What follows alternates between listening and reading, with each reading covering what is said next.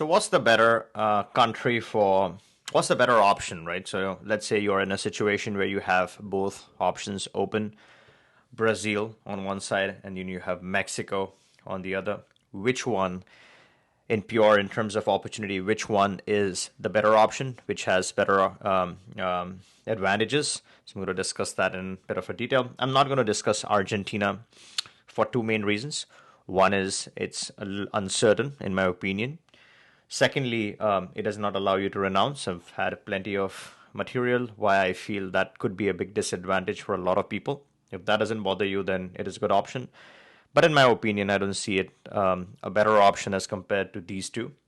Regarding the most unique aspect of both these options, right? Brazil and Mexico, both, you get you qualify for permanent residency immediately if you have a child from either of these two countries. So let's say you have birth in either of these two countries, you qualify for permanent residency immediately.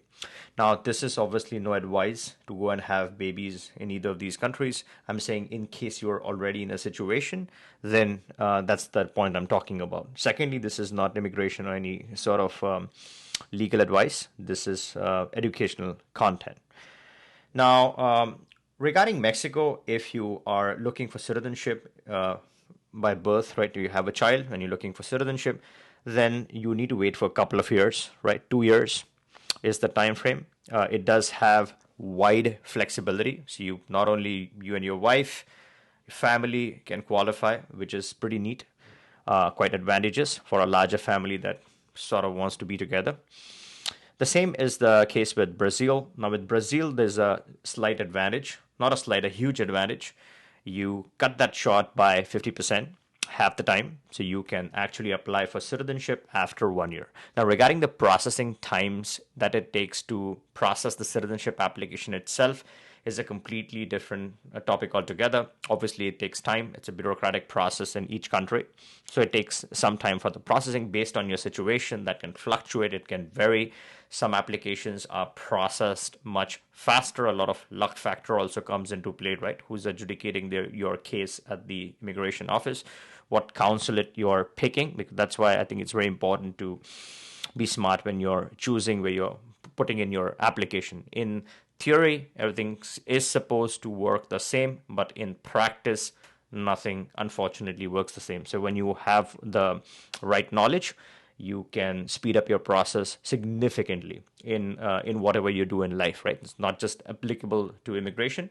In general, a lot of opportunities if you know more information, if you connect with the right people, there are a wide variety of opportunities that life opens up for you. Things happen faster, you work smarter, and you achieve a whole lot more in life.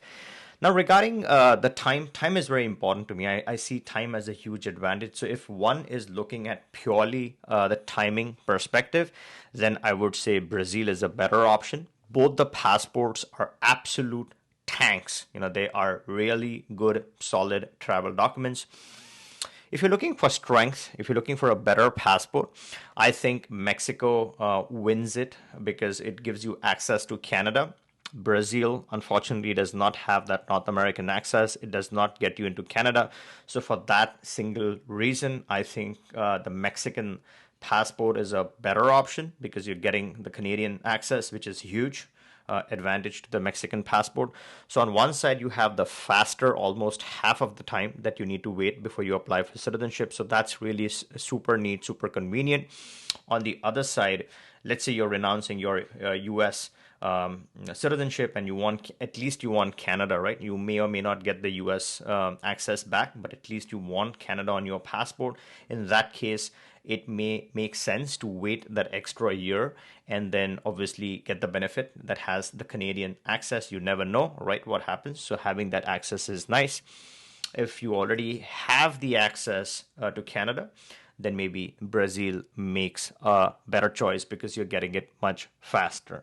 In terms of quality of life, I would say Mexico would be better because then you have access to Canada, you have North America in the mix. Brazil gets you Mercosur, Mexico gets you NAFTA. So with the NAFTA treaty, you have advantages of the North American side. With Mercosur, you obviously have more countries at play. You have a large number of opportunities on the Latin side. Again, if you ask me these three countries on the NAFTA versus whatever 7 or 8 options on the Mercosur, I think NAFTA wins. Because you have more money, more opportunities, nicer location to hang out, right? And again, this is a subjective matter. A lot of people may get offended. People might say, nope, the Latin is better. Again, it's a personal choice. No arguments there. But if you ask my verdict, again, it is a very subjective matter. I can't pick and choose one and tell you this is the best or that is the best. If it is, if you have a Canada, if you're looking for a better passport, or rather you were looking for a fast option, a great option, then Brazil makes sense. If you want the Canadian access and don't mind waiting for that extra year, then Mexico makes more sense. If you ask me which passport is better, Brazilian versus the Mexican, I would say the Mexican passport is better as compared to the two. Let me know your opinion on what you feel is a better passport between the Brazil and the Mexican passport. It'll be super interesting to hear some of your comments.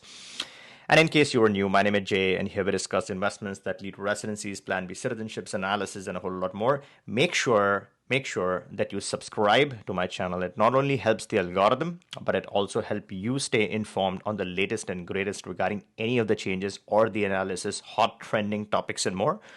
And if you liked this video, give me a thumbs up and catch you in the next one.